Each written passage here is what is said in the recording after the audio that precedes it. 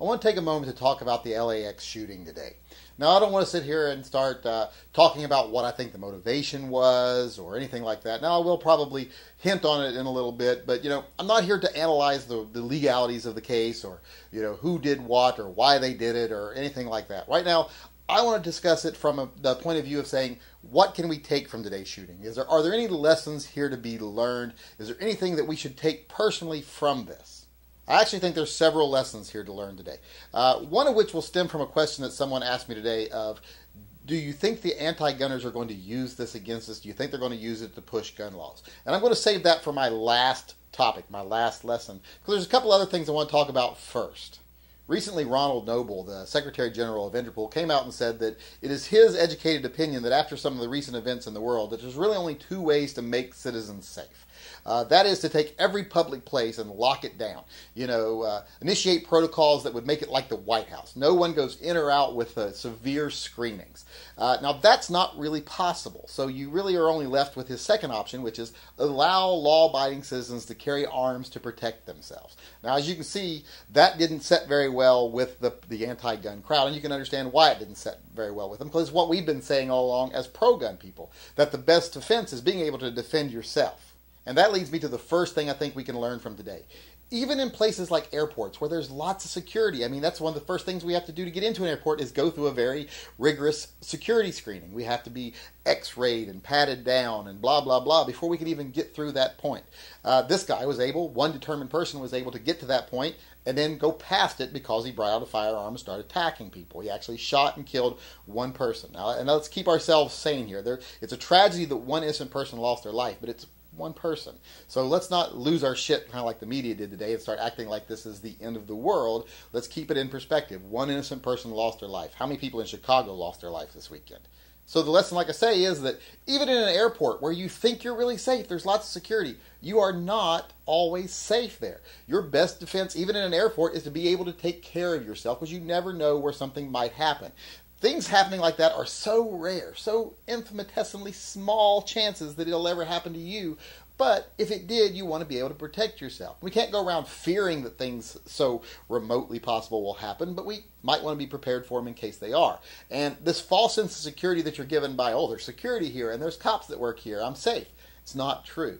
This illustrates, this guy was able to get past the checkpoint and walk to the other end of a very large airport terminal. If you've ever tried to get to an airport terminal, you know it's not a small space, and this is LAX. He was able to get very far. If he'd wanted to kill more people, if this wasn't been someone who appeared to be just an anti-government bozo that was out to get his heart-on off by killing TSA agents, then there would probably been a lot more people dead today. But luckily, he seemed to have an agenda. And that's about as far as I'm going to speculate into the actual activities of the day. But let's just say this, he was able to get way past that and before police actually engaged him. So imagine that whole distance he traveled, those people weren't safe in that time.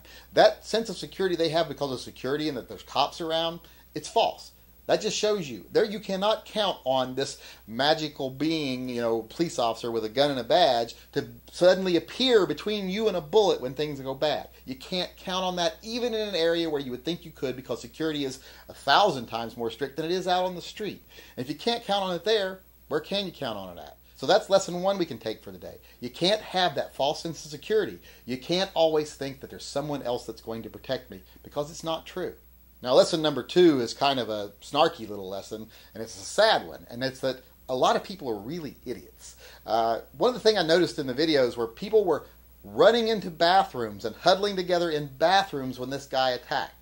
That doesn't make a lot of sense to me. Let's run into the room that has no exits, no windows, and doesn't even have a door on it. And if you've ever been in an airport, you know the bathrooms are just open. And once you go in, you're trapped. So that's like saying, hey, let's create a fish in a barrel situation for this guy in case he wants to just kill us all easily. It just did not make sense to me. Airports are strewn with emergency exits. Walk down any airport next time you're in there. There's all kinds of doors pretty much at every terminal that says emergency exit only, alarm will sound if you exit through this door, blah, blah, blah. They're there. Use them. Why weren't people flooding out onto the tarmac? People think, that's like saying, oh, there's a mob coming at us with pitchforks and torches, let's run down this dead-end alley. It just didn't make sense. And like I said, it just was kind of a lesson that a lot of people are stupid. And there were even people in the videotape screaming, "Get in the bathrooms, get in the bathrooms." And there was actually one guy in one of the videos that was like, "That's a dumb idea." You'd hear him in the background say that. And I'm like, finally, at least one person's got some sense.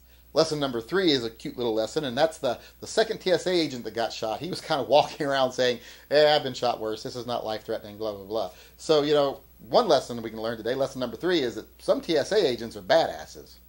Now, the 4th lesson of the day kind of addresses that question I posed earlier in the video. Do I think anti-gunners are going to use the events of today to further their anti-gun agenda? And I really don't think they're going to.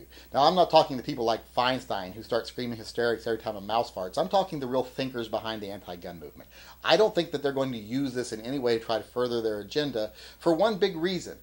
They don't want you really looking at this too closely, because the lessons that can be learned from today aren't, something they want you to think. They're not productive to their way of thinking. They're not productive towards bringing you towards their conclusion about handguns. So they're not going to want you to pay too close of attention to what happened today. Because the reality of it is there's a couple of things that you learn at the end here that they really don't want you to know.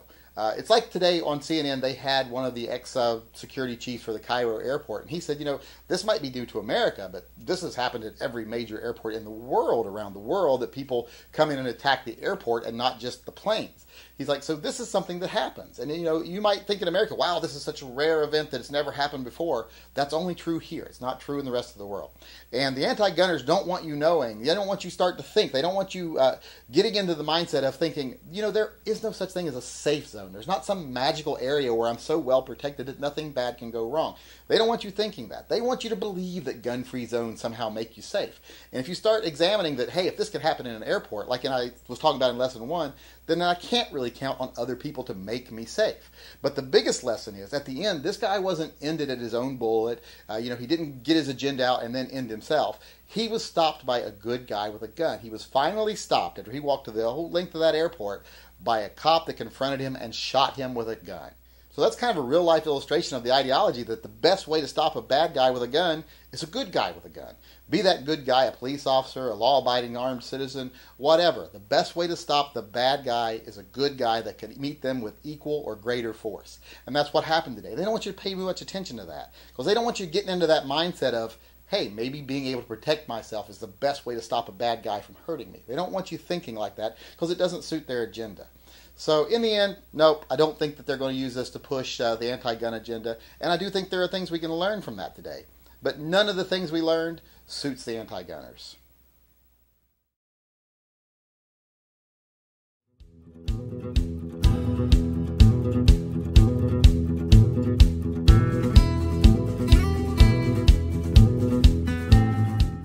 You ain't even my real dad.